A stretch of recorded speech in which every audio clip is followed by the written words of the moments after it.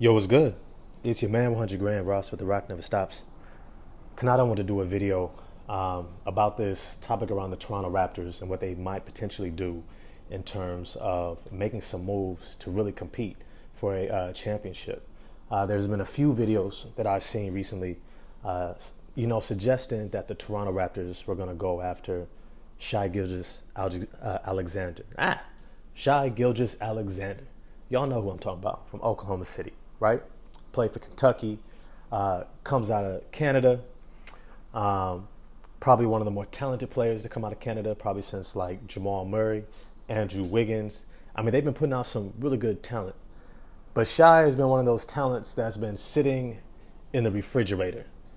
It's been sitting in the freezer waiting for somebody to thaw out and put it on a skillet, fry it, bake it, and eat the goods. You know what I mean? Like, he's one of those guys that you see throughout the regular season and you go, damn, yo, he's definitely elite. But he don't ever play no meaningful games. But here's the thing. I don't necessarily think that that's who Masai Ujiri is actually going to go after. And I want to give some very specific reasons as to why. One, and I think this is kind of the obvious one for people who even followed this situation, is that Shai Gilgeous-Alexander is entering into a 5-year max extension, right? He's entering into it. Now, the difference between somebody like him and, let's say, a Donovan Mitchell, right? Donovan Mitchell has somewhat maxed out the potential of the Utah roster and what they've been able to do. They haven't been able to make the necessary changes, and he was done. I don't think he ever really wanted to be in Utah, and he got to a point in his career where he's like, you know what, I don't have to be here, and I don't want to be here. And also coming from like a bigger city type market, like the Baltimore, East Coast feel, it's a real big change up to be in Utah. Like, he went from East Coast to playing for Louisville, and then all of a sudden he's in Utah. That's a big cultural shift. Meaning that, you're probably not going to like vibe and get along with and feel as comfortable or at home as you might elsewhere. And then the thing about it is, almost every other city is a better elsewhere. I'm going to be real with y'all. Like, I don't want to be mean and shit on Utah, but I'm just saying, like, the whole, Mormons everywhere, man, we all know what Mormons used to say about black people, you know what I mean? They used to think that we was demons and shit, right? So, just that energy. You know what I mean? That's not necessarily maybe where he wanted to be. But it's to say that his forcing out of that situation isn't the same as Shai Gilgeous-Alexander attempting to force his way out of Oklahoma City, which I don't think he's going to do. Because for all intents and purposes, he said all the right things in terms of being there for the organization, not showing any discontent, even though they lose year after year and are obviously not trying to win, and just putting him in the freezer. It's kind of like he seems to be content with that. Now, I know a lot of people might be like, yeah, he should be pushing to try to win now. But you know what? If somebody dares to give you $20-30 million a year and say, hey, you know what? You only got to work part-time and then you get to just chill. Some of us might be okay with that too. And I heard Tulsa's a pretty cool town, city too. So he might be doing his thing out there, right? The second reason. All right. The first reason, he's not in a position to really force himself out. He doesn't really want to, and he's just going into a max deal. The second reason is that I don't necessarily think that Masai Ujiri is going to try to go after Shai Gilgeous-Alexander, because what it would take to get a player of his caliber going into that deal, you would have to give up significant pieces, right? And Masai is not into breaking up his core. That's something that he 100% does not want to do. He is dedicated to keeping his team together unless it is a guaranteed move that shifts them into an entirely different bracket in terms of competition, right? Kawhi Leonard for DeMar DeRozan and Jakob Poeltl, right? He was able to bring in Marc Gasol, right? Had Serge Ibaka, so he didn't lose too much, with a Jakob Poeltl's loss. And then he upgraded from DeMar DeRozan to Kawhi Leonard, a proven winner. Right? Somebody who has competed at the highest level in the NBA Finals MVP, right? He's somebody that's validated. That's the type of move that Masai Ujiri would be looking to do. not trying to get somebody who's unproven. Because if I'm real with y'all, the last time we saw Shai Gilgeous-Alexander in the playoffs, right, 3 years back when they had Chris Paul, he didn't look good. Now, I know he's only in his second season, right, sophomore in the NBA, but there was something about him that was a little bit hesitant. It was a little bit scared of the moment. It was a little bit not so sure he was ready. And I don't see Masai Ujiri betting on that. You know what I mean? Like, I see Masai Ujiri more of a player who, more of a front office person who would say, look, if I'm going to break up my core, it's going to be for a sure thing. And secondly, if it's a player who's just talented, maybe I can try to develop internally. Because something else to consider, and this is point number 3, I don't know if Shai Gilgeous-Alexander necessarily fits what Toronto is. Now, I know he's got some definite skills in what they're trying to be and what they're trying to do, right? I completely agree that, Shai Gilgeous-Alexander has that half-court playmaking skill that they've been lacking desperately for the past few seasons, right? Since Kawhi left, right? They've been looking for a guy who can say, hey, you know what? In a tight spot, at the end of a shot clock, in the playoffs, you can give me the ball. I can break down the defense easily, quickly, and get to the rim or kick it out, right? They haven't had that guy. But I think to an extent, they got to be looking at Fred, and they're like, hey, he was an all-star last year. Pascal, he improves every single year, right? If both these guys continue to improve, why go out and get somebody who's unproven and break up this core? So I don't necessarily see Masai trying to make that move, and especially for this reason. He's not a high-level defensive-minded player. He's not.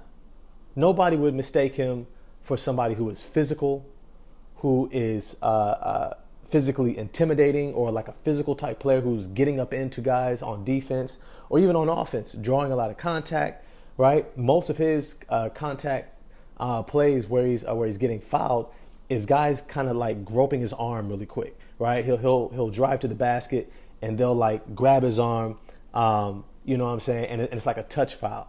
He's not somebody who's putting his shoulder into somebody, initiating contact, initiating that physicality that allows you to begin to impose your will on a team. He's more of a finesse player. But more than anything, he doesn't defend. He doesn't defend. And this is why I don't think it's going to be Shai Gilgeous-Alexander. I tell you who I do think it's going to be. It's going to be Jaylen motherfreaking Brown out of Boston. Yo, I think the Boston Celtics throwing around Jaylen Brown's name right after he was their best performer in the NBA Finals, I think that said something to him. That reminded him of the energy from when Isaiah Thomas got traded. That reminds him of the energy when Anthony Davis's dad was like, nah, there's no way we're going to Boston because of Danny Ainge. We don't trust him, right? It brings back that energy. Can I trust this organization? Can I trust that they're really looking out for me? That they're really trying to, keep this core together and that I'm a part of their future? Because here's the thing. In 2 years, Jaylen Brown's going to be an unrestricted free agent. The year after next season, he's unrestricted. Now, yes, Boston can give him more than anybody else, but will they? Because what he's going to command is going to be at the same level as Jason Tatum, right? But at the same time, they've got Malcolm Brogdon, they've got Derek White, they've got Marcus Smart. All these guards under 3-4 year contracts, right? 20 million, almost 19, 20 million each, right? So are they really going to shell out 40 million a year for Jaylen Brown, right? I think he's worth it, but is he worth it to this organization? And is he going to want to take it? Will he not say, you know what, bet, I think I'm going to go someplace else where I believe I could be the number one option, where I could be that guy, where I can do what I believe I can do that I showed I could do in the NBA Finals. And this is where Masai Ujiri comes in. This is where Masai is able to say, hey, you know what? I got Fred VanVleet and Gary Trent Jr.'s contracts up after this season. He's going to probably extend them no matter what, right? Because it's better to have that contract and that asset so that you can make one of these moves for somebody like a Jaylen Brown rather than let them walk for nothing. That's one of those foolish moves that only like those bottom tier franchises do. You don't let guys walk for nothing. You sign them and then you trade them, right? You maintain the value of that contract by bringing in somebody else, right? But this is what I foresee happening, is that the following year, when it's Pascal Siakam and OG Anunoby's contracts, right, they're going to be looking to get re-signed. And I think you're going to see one of those moves where they delay maxing out Pascal because he's going to get the max. OG, we'll see what he gets. But I think they're going to push to try to do some sort of sign and trade to get Jaylen Brown at that point in time, dangling somebody like Gary Trent Jr. and maybe an OG Anunoby, right, out there for the Boston Celtics to say, hey, you can recoup young assets to add to your core. And this can be a win-win, right? Because that type of a package, maybe throw in a draft pick, right? You now have somebody who can be that scorer in the playoffs, can give you what you need, and he's a two-way player that fits the type of culture that you have in Toronto already. And he's somebody who's got that chip on his shoulder. I already talked to you all about, the Toronto Raptors. All they bring in is dogs. All they bring in is those dudes that are hungry to prove something, right? Hungry, you know what I'm saying? Like, I watch Animal Kingdom. I know this is a little tangent here, but, I'll be watching these things where, like, the wild dogs chasing down animals. And I'm telling you, man, they get a bite on somebody's heel and they hanging on. Next thing you know, like 15 of them come over and surround the animal and they bringing it down, all taking bites out of it. Shoot, they're eating the thing before it even dies, right? That's hungry, right? That's hungry. We ain't even wait until you die. It ain't like the lions do where they, suffocate you. And then when you suffocate, then they go ahead and eat you, you know what I'm saying? Taking their time. They ain't worried about nothing. You know what I'm saying? That's like the Los Angeles Lakers. They just overpower you, right? But the Toronto Raptors is a bunch of dogs where they going out there like, nah, we going to do a team effort. We're going to take you down by any means necessary because we got something to prove to ourselves, that we believe we belong here. And not just belong here, but we believe that we have an opportunity to be great. We have an opportunity to do better than anything you think that we can do. And Jaylen Brown is that type of player. Jaylen Brown is the type of player who, if he was to get into Toronto with Fred VanVleet, Scotty Barnes, Pascal Siakam, right? That type of a core is a championship core. I'll say it again. That is a championship core. But as always, I want to know what y'all think. Do you think an acquisition like a Jaylen Brown can make the Toronto Raptors a championship team? Do you think that that's who Masai Ujiri would try to acquire in order to elevate this roster into championship contention? If so, let me know what you think in the chat section. I always get back to you. All right, but definitely like, subscribe, hit the bell for notifications. Truly appreciate all the love and support, truly. And I'm out.